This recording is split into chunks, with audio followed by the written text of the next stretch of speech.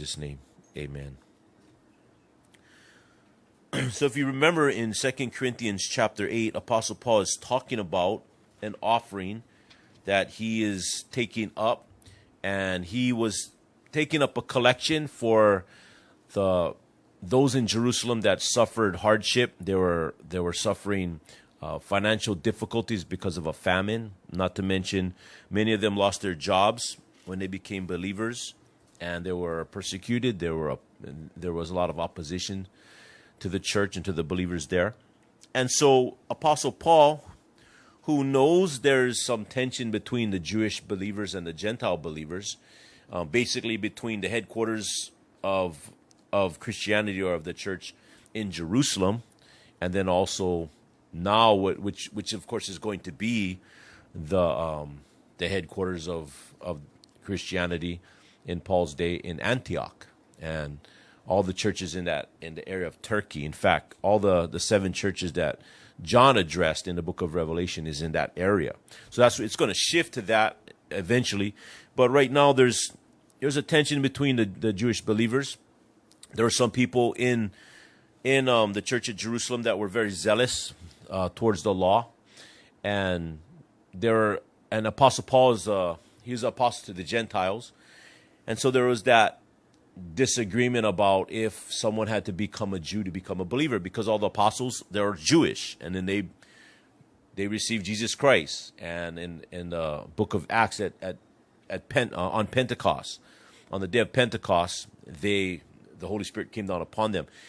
So now some of them felt like, well, even the Gentiles had to become Jews first. They had to be Jewish. They had to be circumcised. In order to become a convert to Judaism, there was no way around circumcision. You could be a God-fearer, you could believe in God, you could say what you wanted to say, but if you were not circumcised, you were not a part of God's covenant family. You had to be circumcised. So they felt like that was important. And then at the Jerusalem Council, Paul took Barnabas. I know we went over this, but this is just review. He brought Barnabas down, and you had those that were James and John, and those that were a part of the church at Jerusalem, James being, as a lot of people believe, the senior pastor, and Peter. And then they all came down and met. And so Paul, he spoke his case, and Barnabas, James, Peter, everyone kind of, gave their thoughts to it, and those that felt you were supposed to be Jewish. And then Peter, he renders the verdict and says, you do not have to be a Jew to be a believer. The Gentiles, they just trust in Christ. That's it. You put your faith and trust in Jesus Christ. And that's how someone becomes a believer. So it was already settled. But those that were from Jerusalem, there was a group that we called the Judaizers. They're trying to get people to become Jews. They were going around in the areas that Paul went. In fact, the book of Galatians is all about that Paul started these churches in Galatia, in that area, and the Judaizers went over there and was telling them that Apostle Paul, he doesn't know what he's talking about. And he's preaching the gospel, but he left out a key component, the part that you got to become a Jew first. And so that's why Paul writes to the Galatians, and he is not happy. It's a very harsh letter. He doesn't say anything about, I thank my God of every remembrance of you and of this and that. He didn't say anything nice like that. There was no words of commendation. There's only words of condemnation. And he was saying that if anyone, an angel or anybody else preach any other gospel, let him be accursed. Let me say it again. If anybody preach any other gospel, let him be, not that there's another, but let him be accursed, because there's only one true gospel.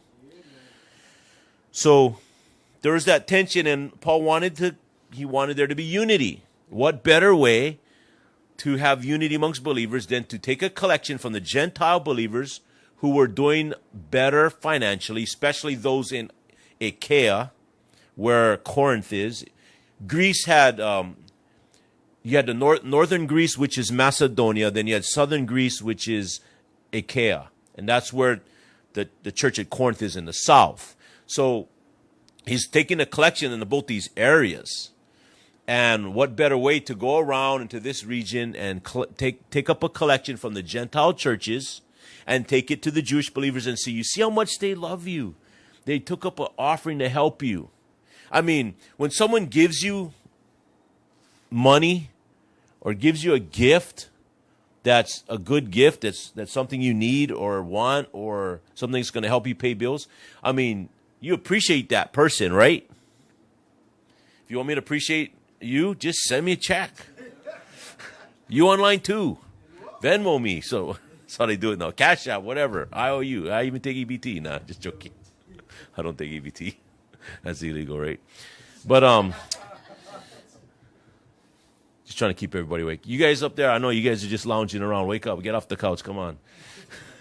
No, you can be on the couch. Just don't be lying down on the couch. Anyway, so that's what's going on with Apostle Paul. He's very concerned about this offering. So he's kind of tricky the way he does it. And we talked about this last week. So he's telling the churches in the north, in Macedonia. Now, the churches in the north in Macedonia, they weren't quite as well off. Well, the area wasn't. Because that's where Alexander the Great, where he was from, and when the Romans came in, they ransacked the whole area, and they just kind of really taxed them to death, and they made it hard on those that lived there. So, of course, people live in a church. If the place is oppressed financially, it's going to affect the church, obviously. So the church wasn't as affluent or wasn't as prosperous in the northern areas as it was in Achaia. So, but he's telling the churches in the north, hey, the churches in the south, oh, I told them about this offering, and man, they're ready. They're like, got the money. They're like, oh, here, we want to give it. We want to give it to you, Paul. We're ready. They're so excited about giving. And so the churches in the north are saying, oh, really? Yeah, they're all excited about giving. Okay, well, yeah, we're going to give too then. And they gave, and we talked about this last week, they gave out of their poverty. I mean, they weren't rich, but they sacrificed. So now he's going to tell the churches in the south. Well, in fact, we talked about this last week. Paul tells the churches in the south, man, the churches in the north, they're so generous. They gave sacrificially. They gave out of their want. I mean, even though they're needy, they're needy people too, but they sacrifice. And so now he's trying to get the churches in the south to be like, hey, I mean, they're generous. You guys need to be generous too. So it's kind of like he tells the churches in the north, man, these guys are excited about giving. They're ready. They're zealous to give. Oh, really? Oh, okay, we're going to give. And they're telling the ones in the south, man, you need to be like them in the north. He's kind of like, what is he doing? He's kind of like lobbying for it. He's trying to take up an offering. When you take up an offering, there's a way to kind of, I don't want to say manipulate, okay? But there's encourage, motivate. You ever see the lobbyists and how they're trying to lobby for their cause? Well, Apostle Paul's trying to lobby for but the good thing about it, he's not trying to get it for himself. He's trying to get them to do something important. And that's what this chapter is about, the last two chapters. He's trying to get these believers down south. And he's saying, hey, you guys, I told them up north that you were ready. So make sure that you're on the ball with this. He knew they weren't. He said, I told them that you guys are ready, so I don't want to be embarrassed that when they hear that, when they went to get the money, that everyone was trying to, they weren't ready to give. They're trying to get their act together. He says, so being that I already said that, I'm sending 3 guys. Remember that we talked about that last week? Titus. I'm sending Titus, and then there's 2 people that he doesn't name. Some people believe one of them was Luke. Could have been, maybe. But he's sending 3 people down for accountability. He says, I'm not going to take up the offering myself. But trust me that Titus, I mean, this is my disciple. He's my partner. I mean, he's a good guy. I'm going to send him. He's going to take up the offering. There's going to be 3 of them, and they're going to bring it.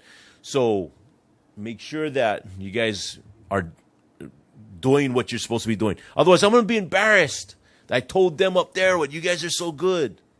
Of course, then he did to both sides. And I told you that they're so good, told them you're so, and so he's just trying to raise the money, bottom line. Okay, so that's actually the first point. Lobbying for the giving. That's what Paul's doing. Okay, so, about this offering, just to give you some background on this, you could just read these scriptures or I could read it with you. I don't know, do you have anything else to do after the service? Let's just read it. So, Acts chapter 11, it's on the notes, verse 27 through 30. And in these days came prophets from Jerusalem unto Antioch. And there stood up one of them named Agabus, and signified by the Spirit that there should be great dearth throughout all the world, which came to pass in the days of Claudius Caesar. Then the disciples, every man according to his ability, determined to send relief unto the brethren which dwelt in Judea. That's Jerusalem.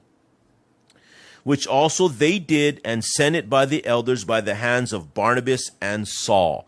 So this is that collection. This is the concern that they had for the churches in Jerusalem, the believers in Jerusalem. 1 Corinthians 16, verse 1 through 4. Now concerning the collection for the saints, as I have given order to the churches of Galatia, even so do ye. Upon the first day of the week, let every one of you lay by him in store, as God hath prospered him, that there be no gatherings when I come. I don't want to come in. I don't want there to be gatherings when I come, because then it's going to be like, I'm trying to force the issue. He says, do all of this, get all of this ready. And that was in the book of 1 Corinthians. And when I come, whomsoever ye shall approve by your letters, them will I send to bring your liberality unto Jerusalem. And if it be meet that I go also, then they shall go with me. Romans 15, verse 24 through 29.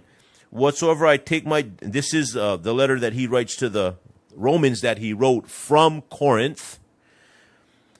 I will come to you, for I trust to see you in my journey, and to be brought on my way thitherward by you, if first I be somewhat filled with your company. But now I go unto Jerusalem to minister unto the saints.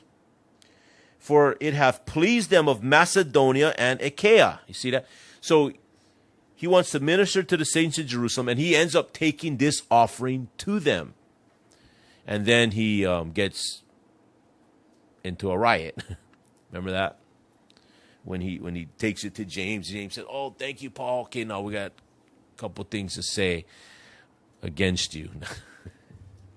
But so he got this offering together. Verse 26 of this Romans in the notes. For it hath pleased them of Macedonia and Achaia to make a certain contribution for the poor saints which are at Jerusalem.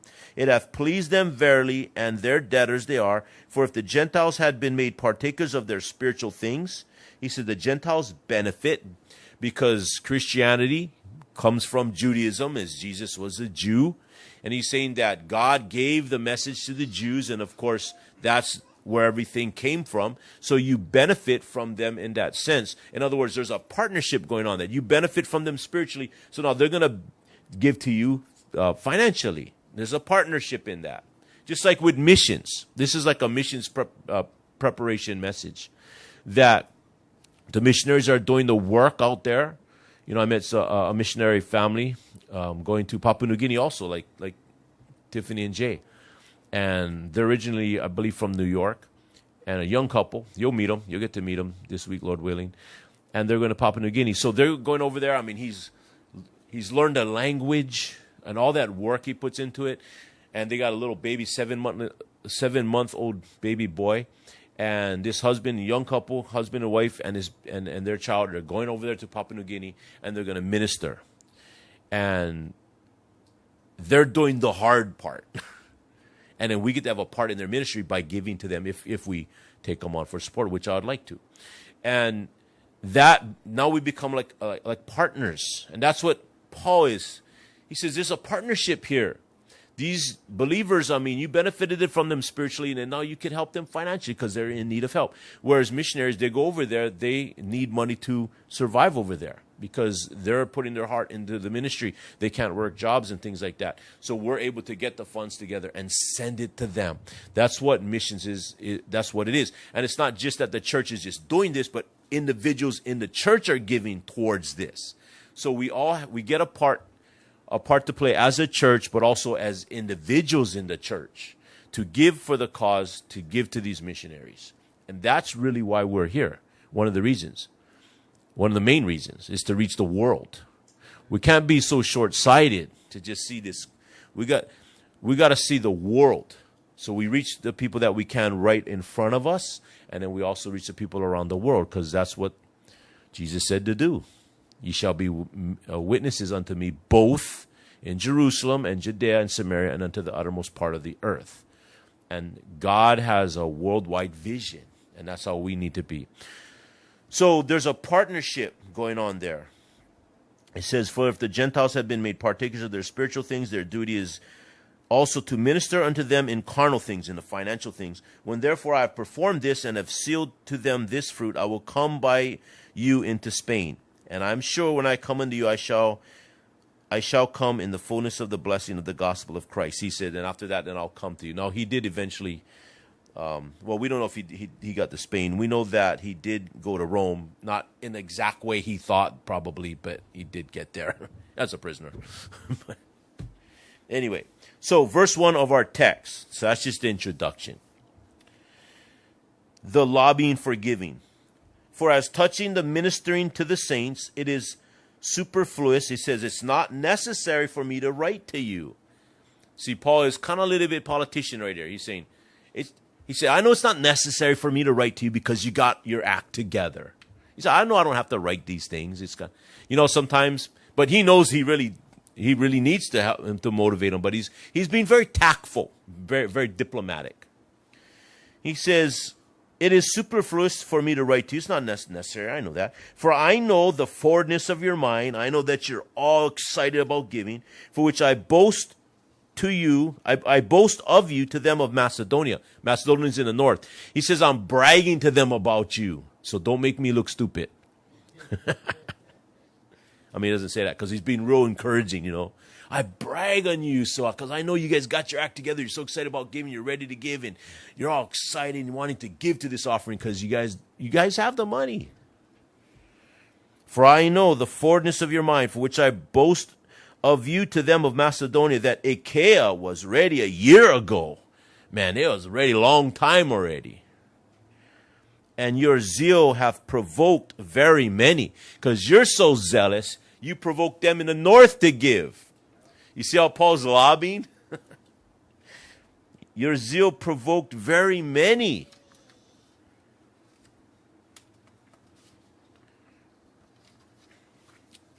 So Macedonia and Achaia were regions in the Greek peninsula. I believe I explained that. Macedonia was in the north, Achaia was in the south.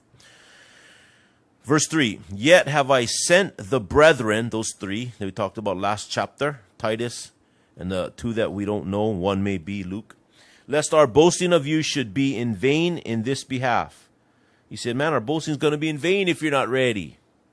That as I said, ye may be ready, lest haply if they of Macedonia come with me and find you unprepared, I'm going to be embarrassed. You're going to make me look dumb.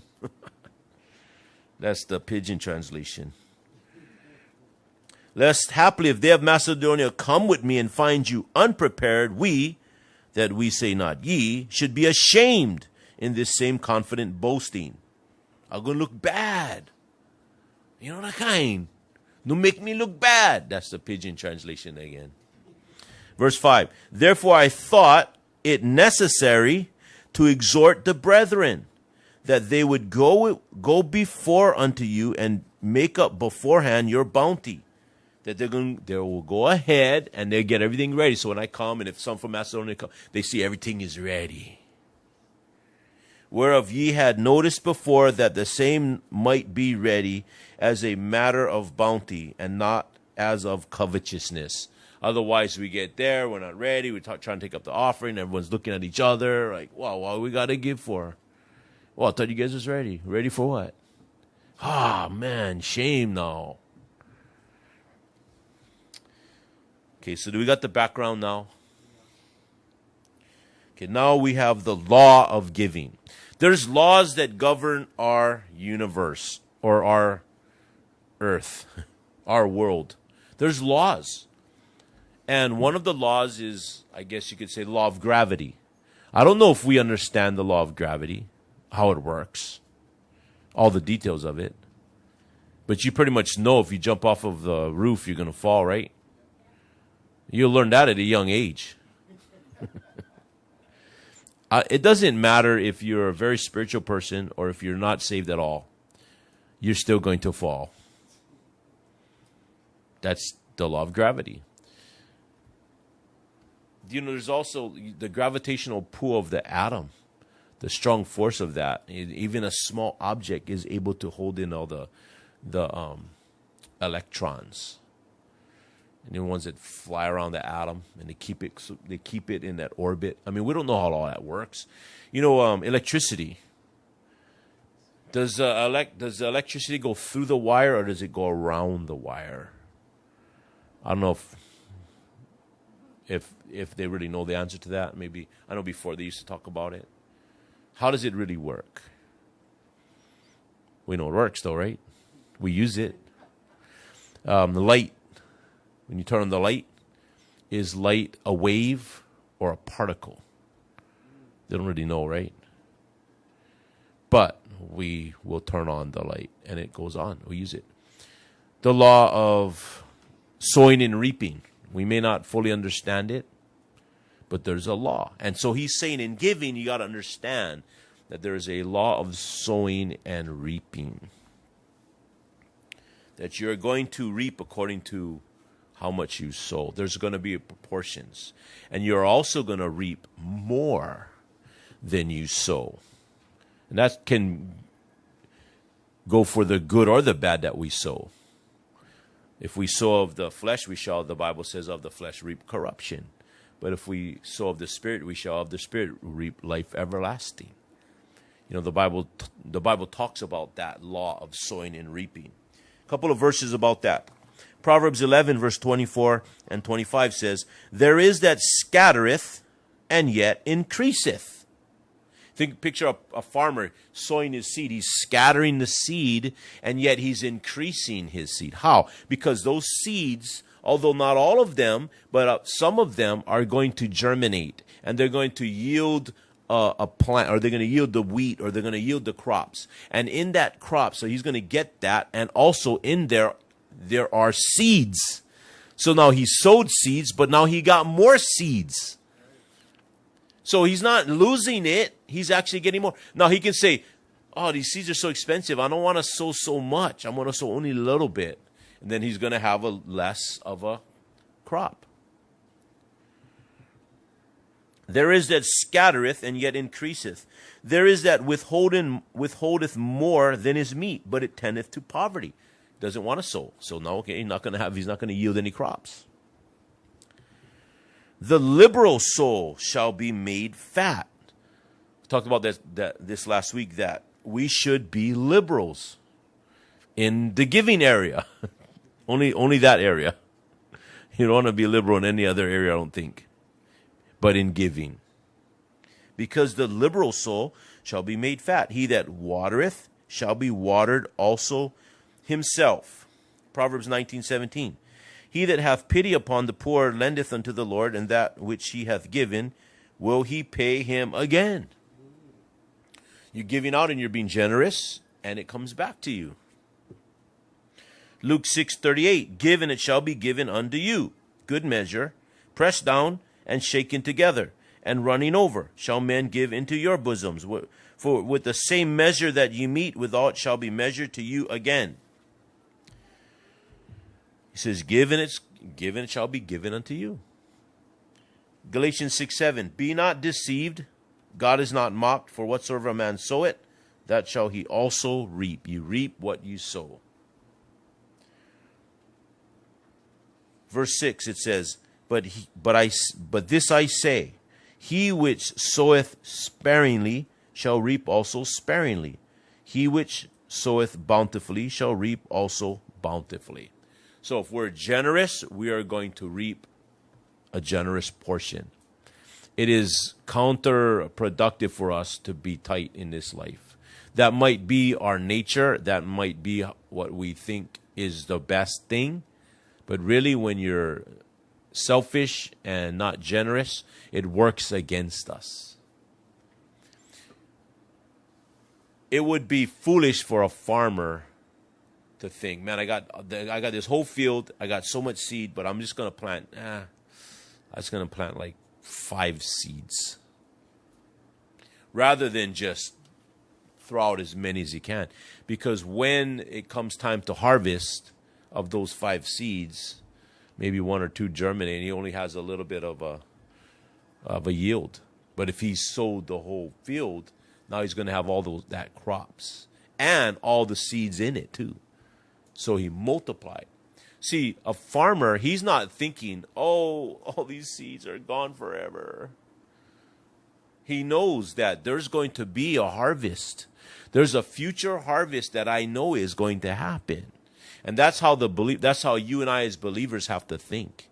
That when I invest in souls, that there's a harvest that I'm expecting. And I may not see it on this side of eternity, but it's going to happen. And that is true for our time, our talents, and our treasures. There's a lot of ways to give. And just like the story that I heard, not a true story, but, well, I mean, there's a principle behind it. So this guy dies, and he was very rich. He dies, and he goes to heaven. And Peter meets him at the gate. And so he says, let me take you to your eternal home. And so he's walking down these roads, these streets, and he sees these mansions. They're beautiful. They're huge. You know, and he's walking down, and he's looking at these gorgeous estates. I mean, just luxurious and just beautiful. And then they keep walking down, and he comes to this little shack. And he goes, okay, there's yours. And the guy's like, what? All these beautiful, huge estates, and that's mine. It's just so small and like just a little shack. He goes, you know what? You didn't send much on in advance. That's the best we could do with what you sent ahead. He says you didn't invest. So there's a principle behind that. I mean, I'm not saying it works. I mean, you know, the Lord is he's building a mansion for all of us. But there's this a principle of we sometimes think that when we're giving, it's gone forever. But it's investments that you can never lose. The investments in this world, like the stock market, or the investments you make, you know, if you're going to buy gold or silver or stock or whatever you invest your money, mutual funds even, life insurance policies, when you're investing, you're expecting a yield that you're going to get back. But what if the stock market crashes? I mean, have you been watching the stock market? I mean, at one point, I think it was up to like 32,000 points, and then I was like, you watch that thing go. I mean, I don't know. I don't know what's going to happen. But there's one investment that you will never lose, and that's investing in the things of God.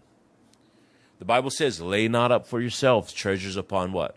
This earth, where moth and rust doth corrupt, and thieves do break through and steal. But lay up for yourself treasures where?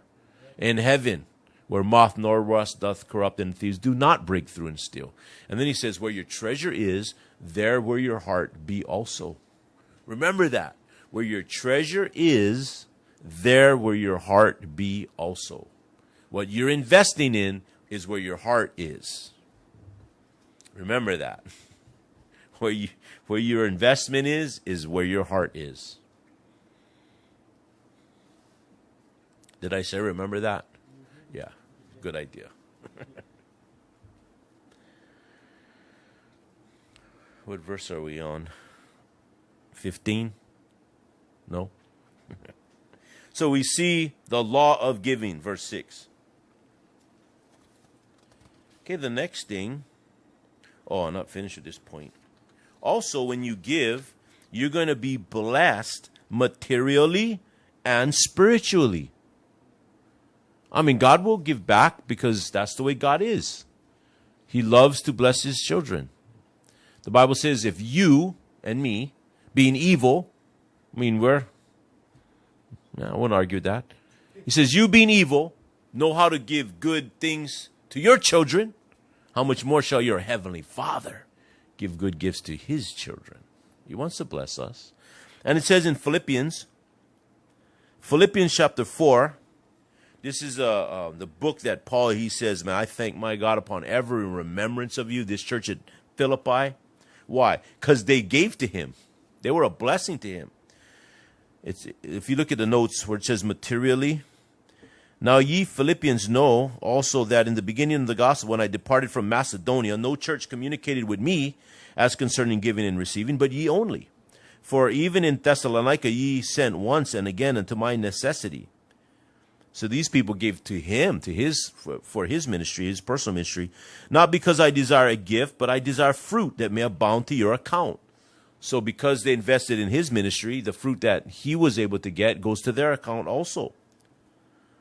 But I have all and abound and am full, having received of Epaphroditus the things which were sent from you in odor of a sweet smell, a sacrifice acceptable, well-pleasing to God. But my God shall supply all your need. Because you're giving, God's going to take care of you. That's how I believe in the church. We give the missions and God takes care of us. You say, well, how come we're broke all the time? No, we're not. We're not as broke as we could be. God wants us to be exactly how it is, because we want to always be trusting in him, and he supplies, and we get to see him move. And when we see him do, like let's say, oh, we got to pay this for our rent for our church, or we got to pay this utility bill. And sometimes it's like, man, sometimes it's difficult. And when you see God supply your needs in something that's unexpected, man, it's moving. It's moving. It's exciting. It's the way it is. We don't always know, and sometimes the Lord is teaching us lessons and things like that. But God supplies our needs. He really does. According to your riches and glory by Christ Jesus. He says this to this church, this ministry. You say, well, I give to missions, and I give my tithes and my offerings, and why am I broke? Well, there's a lot of things that maybe buying things you don't need. I don't know. And just ask the Lord to lead and guide you, but he will supply our needs. And I think sometimes we have way more than we really sometimes notice, that how blessed we are. Just think about some of the missionaries and some of the ways that they got to live in some of the countries that they live, where, like the other day, our electrical meter, it burned or was smoking, so we had to turn off all our power so our house wouldn't catch on fire. And it took the electric company kind of a long time to get there. I don't know how many hours was without power. There's some people that they don't have power at all, ever. And we're used to it, and so it's harder. But, we're just really blessed. I mean, to live in the United States, to live in Hawaii, I mean, just the lifestyle that we live it's a really blessed, affluent, rich lifestyle compared to a lot of people in the world. So we just need to be thankful people. And spiritually, Matthew 19, verse 29, will be blessed spiritually. And every one of you that forsaken houses or brethren or sisters or father or mother or wife or children or lands for my name's sake, ye shall receive an hundredfold and shall inherit everlasting life. He says you're saved, you're going to heaven, and you are going to be blessed for what you invested. You will not lose your rewards. So you'll be blessed materially and spiritually. And also, like I mentioned before, where your treasure is, there will your heart be also. Okay, verse 7. Now we see the love of giving. So we see the lobbying, as Paul lobbied for them to give. We see the law of giving. Now we see the love of giving. We should love giving. Every man according as he purposeth in his heart. It comes from the heart. So let him give, not grudgingly, or of necessity, for God loveth a cheerful giver. Cheerful comes from the Greek word hilarion, which that's the root word for hilarious. God loves a hilarious giver. And that's like talking about being happy to give. If you feel manipulated and you feel like you don't want to, he's basically saying, keep it. If you don't understand the principle, don't give then. What else? Up to you. If you think it's that much of a drudgery. But he's saying it's such a blessing to give. God loveth a cheerful giver. Understand the principles of giving and love it. Enjoy it. Feel good about it.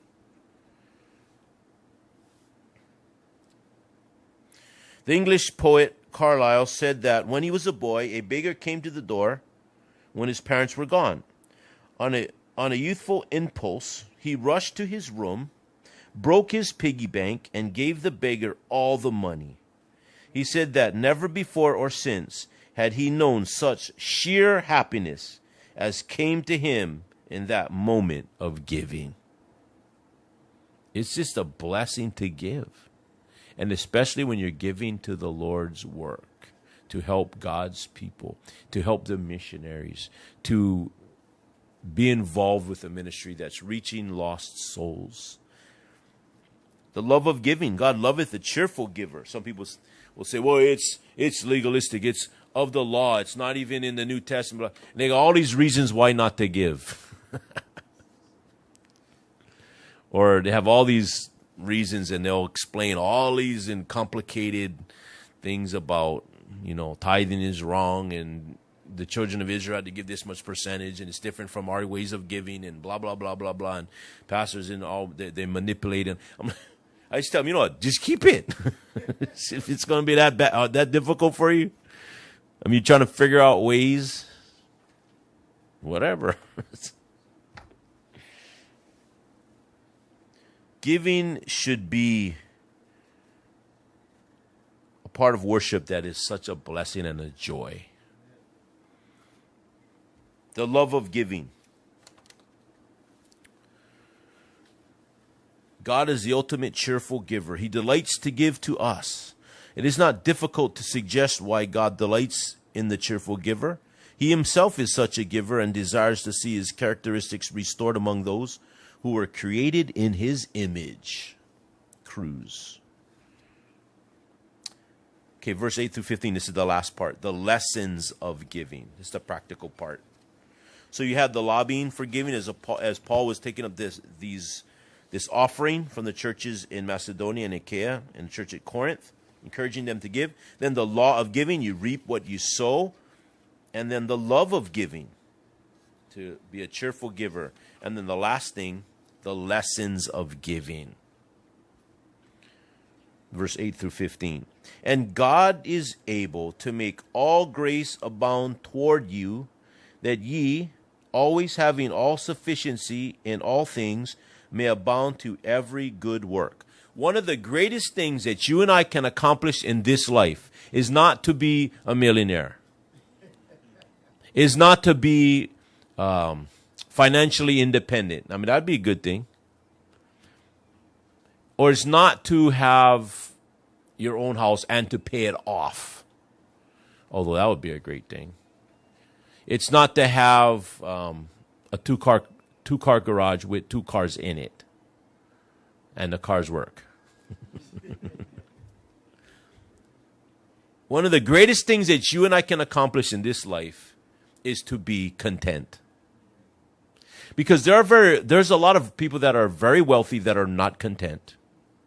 There are people that are very successful that are not content. Listen to what it says here. And the sad thing is we actually think if we get a little bit more, we're going to be content.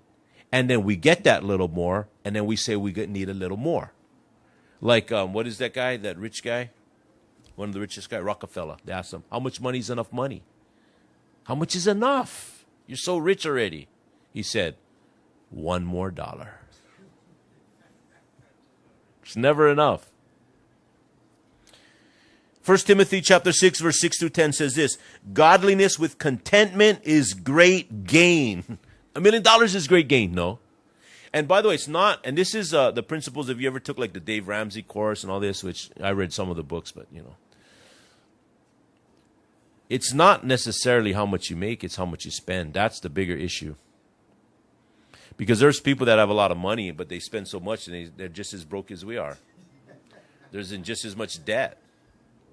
But their debts are huge.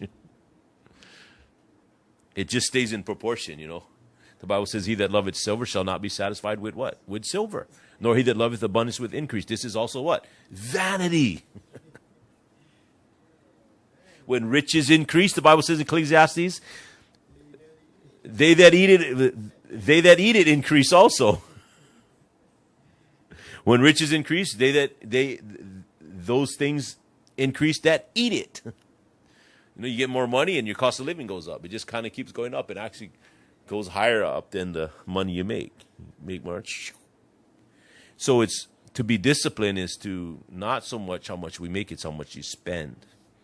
But to be content, if you achieve that, to be able to be content, and it's hard to achieve. And Apostle Paul, he said, he was able to achieve that. He said, whatsoever state I am, therewith to be content. First Timothy 6:6-10 says, "But godliness with contentment is great gain. We brought nothing into this world. It is certain we can carry nothing out. You came in with nothing, you leave with nothing." Job said, "Naked came I thither, and naked will I return." Blessed is the name of the Lord. We carry nothing in, it's certain that we can carry nothing out. Having food and raiment, let us therewith be content. How many of us don't have food? How many of us don't have clothes? We all have clothes, we all have food. So we all should be content, it says. But they that will be rich, a lot of times people want to be rich. But they that will be rich fall into temptation and a snare and into many foolish and hurtful lusts, which drown men in destruction and perdition. For the love of money, not money now, the love of money. For the love of money is the root of all evil, which while some coveted after, they have erred from the faith and pierced themselves through with many sorrows. It's contentment, not money, that we ought to want to achieve, contentment. So when you give, it helps you to be more content. If you give what God wants you to give, if we're generous in our giving, it will help us to achieve contentment, which is one of the greatest things that you and I can accomplish. You say, how do I get to be content? Give. Don't hold on to stuff. Just like last week we talked about when the manna came down, that they equally shared in it. If they gathered too much and tried to hoard it, it turned to what? Worms. They couldn't have extra, and they had to just give out. So if they got more than what they need, they'd give it to somebody else, and that person would need more because maybe they had more family members, and it would all be even. But if they tried to store it, and it would breed worms. And if you watch the movie Hoarders, the show, that's what happens. They got all this stuff stored up, and it all turns to worms and rodents and rats and insects and all kind of problems. Worms, maggots. It's gross. It's defiled. So don't be a hoarder. How do you not be a hoarder? Be a giver. Give it away. And if it's junk, throw it away. Don't give donations to the church. We take financial donations. But if there's something that you don't want, trust me, we don't either.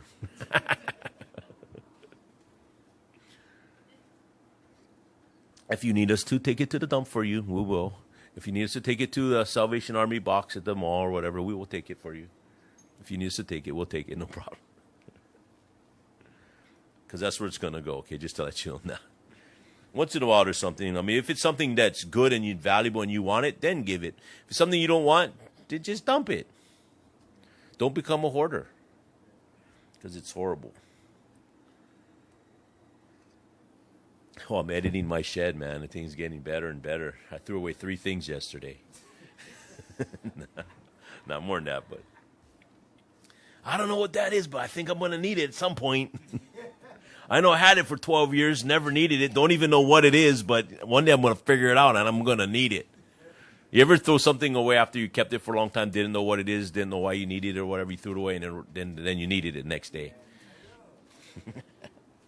See, that's how hoarders think.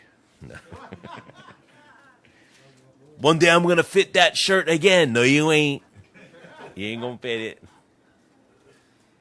Just get rid of it. Just throw it away. And don't ever think your kids want it. Don't ever think your kids, oh, I want to give this to my children. No, they don't want it. Save them some time and stress. Just throw it away yourself.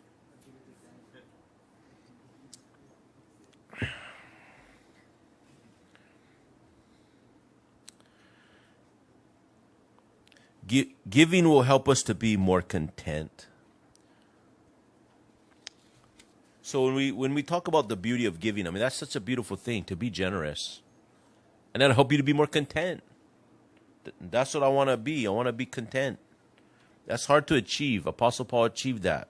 Giving will help us in that. Okay, number 2, giving will help meet the needs of others. There's people that have needs. And how are their needs going to be met? You say, why does God allow them to have such needs? Well, maybe it's because God is speaking to to you to help meet that need. So that if you have extra and they have a need, you give to them, now you're both equal. See, that's not communism. Communism is the government determines what you should give. And then the people that are the one telling everybody what to do, they're the ones that got everything. It doesn't work. It only works when the Holy Spirit moves in the heart of a believer and says, be a generous giver. Then it works for there to be that equality amongst believers. Verse 9, as it is written, he that dispersed abroad, he hath given to the poor. His righteousness remaineth forever. Giving will help meet the needs of others. And people will see that, wow, it's not fair. But then they see the equality amongst believers and the fact that they're helping each other out. And it's just the right thing to do. Giving will help meet the needs of others. Okay, number 3, giving will help us to be more righteous. Verse 10, now he that ministereth seed to the sower, both minister bread for your food, and multiply your seed sown. By you helping to give bread, or to give finances, or to give material possessions so that someone can exist, so that he can sow seed and reach others with the gospel, and how everybody's partnering together. He says that you multiply your seed sown and increase the fruits of your righteousness. You're having fruits of righteousness. You become more righteous. When I give, greed leaves my body. When I give, welcome to the service. When I give, I become less greedy. When I give, I become more like who? Like God, who's the greatest giver. For God so loved the world. You say, man, I want to be more godly. I want to be more like Jesus. You ever said that? You ever thought, I want to be more like Jesus? You know what can help us to be more like Jesus? Giving. Because he gave it all. So when I'm generous with my time, my talents, my treasures, when I give of these, I'm becoming more like Jesus. I'm becoming more righteous. I'm becoming more like him. Giving helps us in that. You can give without loving, but you can't love without giving. You said, well, you quoted that last week. I'm going to quote it next week too. Giving will help us to be more righteous. Number 4, giving will cause many to be thankful. Verse 11, being enriched in everything to all bountifulness, which causeth through us thanksgiving to God. For the administration of this service not only supplieth the want of the saints, we covered that, it meets the needs of others, but is abundant also by many thanksgivings unto God. It helps people to be more thankful. Okay, like the other day, you get COVID issues and you got people losing jobs, and sometimes you get difficulties in finances and this and that. Well, the church does have a lot of bills, just like how a family will have bills. Well, a church family will have bills. And then sometimes things can get tight, and more so than other times. Well, there's a particular time not too long ago where the bill was due that day. Seriously, it's not a made-up story. This is not fictional. This is nonfiction. I always thought, why is it called nonfiction? It sounds like it's not true, but this is true story. And I remember, the people that does our finances saying to me, what are we going to do? The bill's due today. Don't have it. And I said to myself, oh, it'll be all right. God's going to supply our needs. And then I panicked. I just said that. No. No, but, and then what I did, I went home. And I found out, that was the day before. I found out the next day. I think this was when I was sick, so I didn't come in. Or I just was on the phone. Someone told me that somebody came in, and that day, 3 different people gave to our church either through the app or in person, and those bills were paid. that day. What happened? We were so thankful. We're praising the Lord. We're praising the Lord, and we're thankful for the people that gave. And we're thankful for God that supplied our needs using people.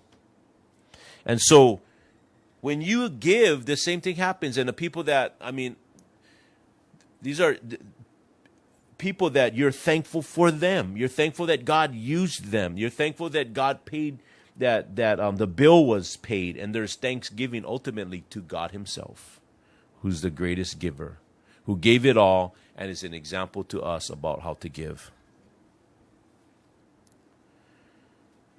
So giving will cause many to be thankful. Number 5, giving will cause many to glorify God. We are here to bring glory to God. And so if we are able to do something that will cause other people to glorify God, then that is a blessing. That's what we're here for. We're here to glorify God, and we're here to get other people to glorify God by winning them to Christ and then by giving. Whilst by the experiment of this ministration they glorify God for your professed subjection unto the gospel of Christ and for your liberal distribution unto them and unto all men. They what? They glorify God. And that's the whole reason why we're here.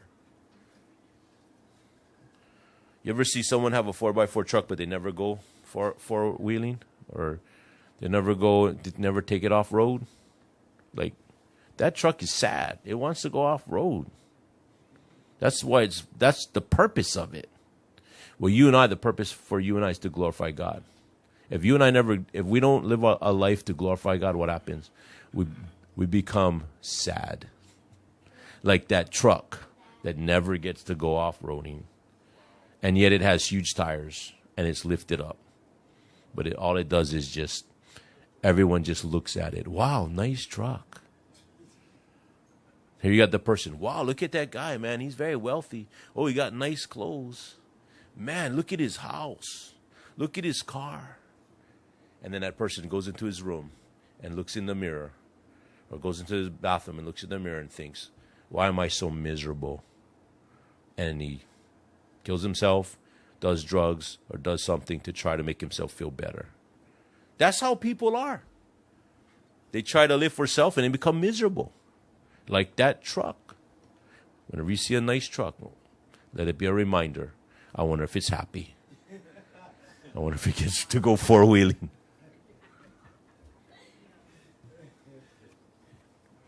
Or what if you were a tow truck and you never towed no cars? What if you were an airplane and you never flew? You'd be sad too, right? Well, what if you're a human that never gave glory to God? You're going to be sad too, right? Yeah.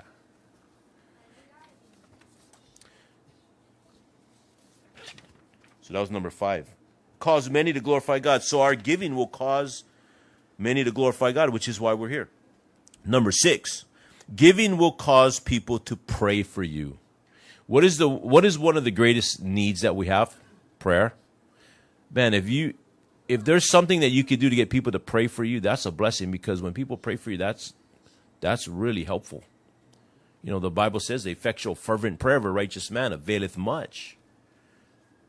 It says, verse 14, and by their prayer for you, which long after you for the exceeding grace of God in you, because you were so gracious and the grace of God was in you, and you are giving like God is a giving God, and you become a giving person. And so now they thank God, they praise the Lord, they glorify God, and they prayed for you. Remember I said that, remember that phrase? Where your treasure is, there will your heart be also. Remember that? Okay, it's also true. Where your heart is, there will your treasure be. It's easy to know where your heart is. Where's your money go? Where's your money go? Where does your time go? Where does your energy go? That's where your heart is. So if you say, I want my heart to be somewhere else, well, then you need to give your investments to that where you want your heart to be. I want my heart to be in heavenly things. I want my heart to be in the things that are eternal. I want my heart to be in the things that's going to matter. I want my heart to be in something that's going to last for not just this lifetime, but on into eternity. Well, then you need to invest in eternal souls. You need to put your time in worship and service to God. And you need to invest in missions and in the things of God with your finances. I'm not talking about tithing. Tithing belongs to God, too. If you don't want to do that, that's just another story. That's the basics in giving. We'll get into that later. I talked about principles of giving last week, if you want to get the afternoon service. Most people were asleep. Maybe you watch it when you're awake. It's all right. God spoke to Samuel when he was asleep, right? And he was able to hear God. So maybe you can hear in your subliminal mind. In fact, maybe it's better. Just go to sleep and listen. Giving will cause people to pray for you.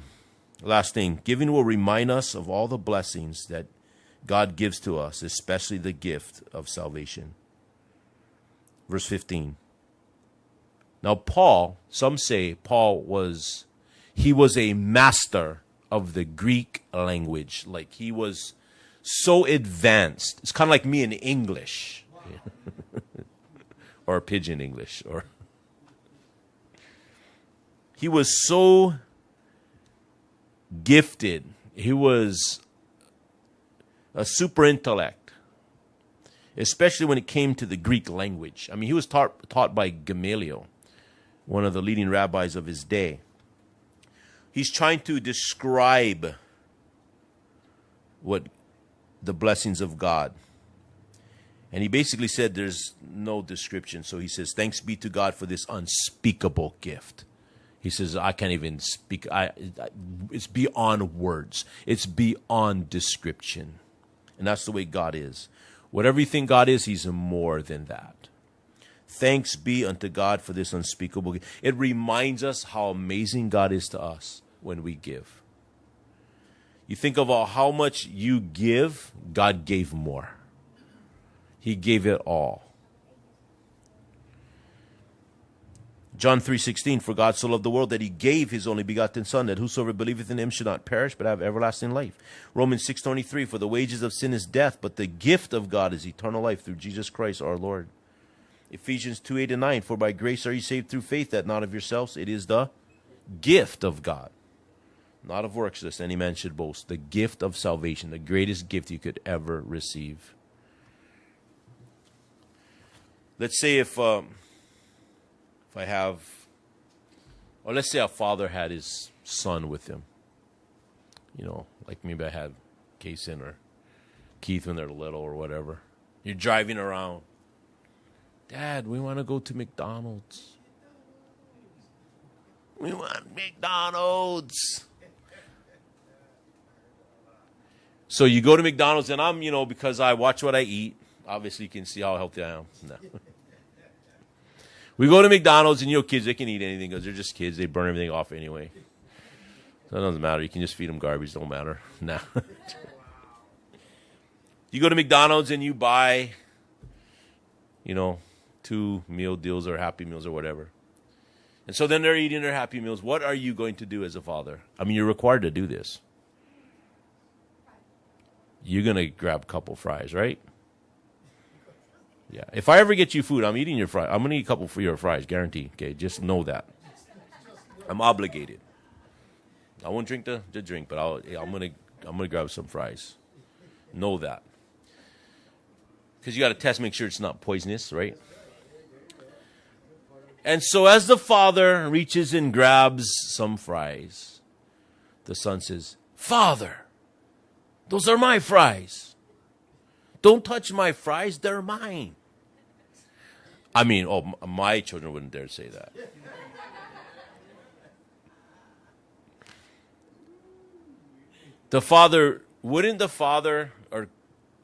Could the father just say something like this? Oh, you don't want to give me just a couple fries?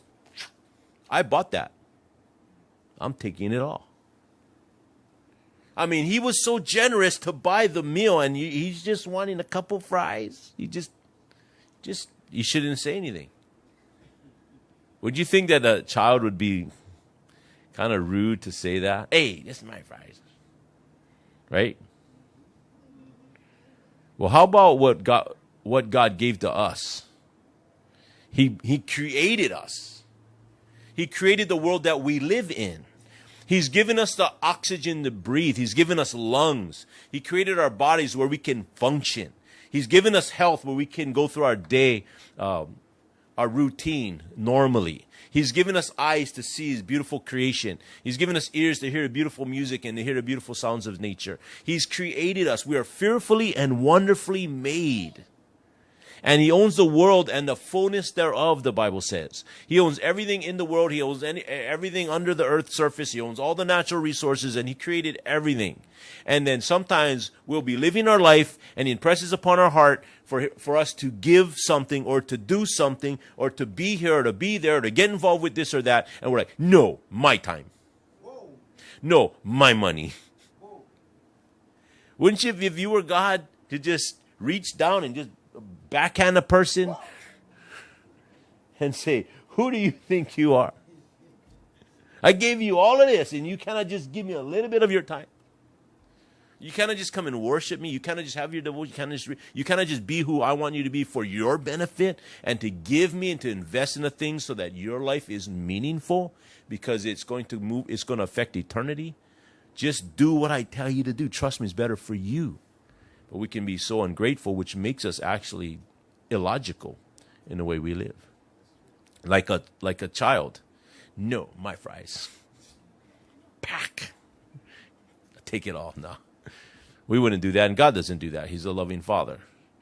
But we as children should be willing to give of our time, of our talents, and of our treasures. That's what Jesus gave to us. He gave it all on the cross. He died on the cross for our sins so we could have eternal life. And because of what He gave, we should be willing to give also our bodies as a living sacrifice. Would you bow your heads and close your eyes? With heads bowed and eyes closed. And the first thing is the most important. Do you know for sure that you're on your way?